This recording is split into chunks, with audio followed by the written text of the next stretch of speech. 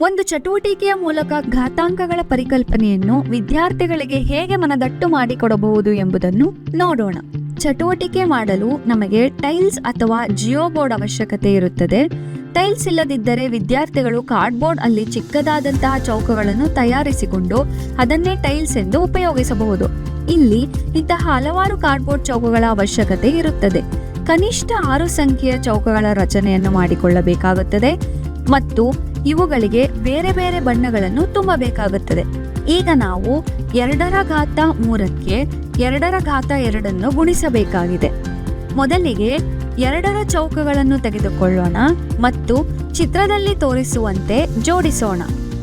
ಈಗ ಇನ್ನೂ 2 ಚೌಕಗಳನ್ನು ಅದರ ಮೇಲೆ ಜೋಡಿಸೋಣ. ಇಲ್ಲಿ ಘಾತಗಳು ಒಂದೇ ಆಗಿರುವುದರಿಂದ ನಾವು ಒಂದೇ ಕಂಬಸಾಲಿನಲ್ಲಿ ಚೌಕಗಳನ್ನು ಜೋಡಿಸಬಹುದು. ಈಗ ಇಲ್ಲಿ ಒಟ್ಟು 5 ಚೌಕಗಳು ಇರುವುದು ಕಂಡುಬರುತ್ತದೆ. ಹಾಗಾಗಿ ನಾವು ಇವುಗಳ ಗುಣಲಬ್ಧವು 2⁻5 ಆಗಿದೆ ಎಂದು ಹೇಳಬಹುದು ಮತ್ತು ಇದು 2⁻3+2 ಇವುಗಳಿಂದ ಬಂದಿದ್ದಾಗಿದೆ ಎಂದು ಗುರುತಿಸಬಹುದು. ಇನ್ನೊಂದು ಚಟುವಟಿಕೆಯಲ್ಲಿ 2⁻3 ಮತ್ತು 5⁻5 ಇವುಗಳನ್ನು ಗುಣಿಸಬೇಕಾಗಿದೆ. ಮೊದಲಿಗೆ 2ರ ಚೌಕಗಳನ್ನು 3 ಸಂಖ್ಯೆಯಲ್ಲಿ ತೆಗೆದುಕೊಳ್ಳೋಣ ಮತ್ತು 5ರ ಚೌಕಗಳನ್ನು 5 ಸಂಖ್ಯೆಯಲ್ಲಿ ತೆಗೆದುಕೊಳ್ಳೋಣ.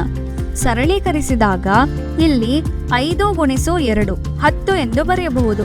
ಹಾಗೆ ಇಂತಹ 3 5 × 2 ಇರುವುದರಿಂದ 3 10ಗಳು ಬರುತ್ತವೆ.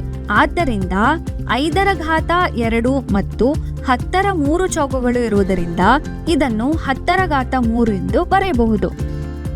ಈಗ ಇನ್ನೊಂದು ಉದಾಹರಣೆ ನೋಡೋಣ. ಇಲ್ಲಿ 2⁻3ಕ್ಕೆ 3⁻3 ಗುಣಿಸಬೇಕಾಗಿದೆ. ಹಾಗಾಗಿ 2ರ 3 ಚೌಕಗಳನ್ನು ಮೊದಲು ತೆಗೆದುಕೊಳ್ಳೋಣ ಮತ್ತು ನಂತರ 3ರ 3 ಚೌಕಗಳನ್ನು ತೆಗೆದುಕೊಳ್ಳೋಣ. ಈಗ 2ನ್ನು 3ಕ್ಕೆ ಗುಣಿಸಿ ಉತ್ತರ 6 ಈ ರೀತಿಯಾಗಿ ಬರೆಯೋಣ. ಅದೇ ರೀತಿ ಉಳಿದಿರುವ 2ನ್ನು 3ಕ್ಕೆ ಗುಣಿಸಿ ಉತ್ತರ 6 ಬರೆಯೋಣ. ಈಗ ನಾವು ಬರೀ 6 ಚೌಕಗಳನ್ನು ಮಾತ್ರ ಹೊಂದಿದ್ದೇವೆ ಮತ್ತು ಅವು 6ರ 3 ಚೌಕಗಳು ಇವೆ. ಆದ್ದರಿಂದ ಇದನ್ನು 6⁻3 ಎಂದು ಬರೆಯಬಹುದು. ಇದೇ ರೀತಿ ಬೇರೆ ಬೇರೆ ಸಂಖ್ಯೆಗಳ ಸರಳೀಕರಣಕ್ಕೆ ಈ ಚಟುವಟಿಕೆಯನ್ನು ಉಪಯೋಗಿಸಬಹುದು. ಧನ್ಯವಾದಗಳು.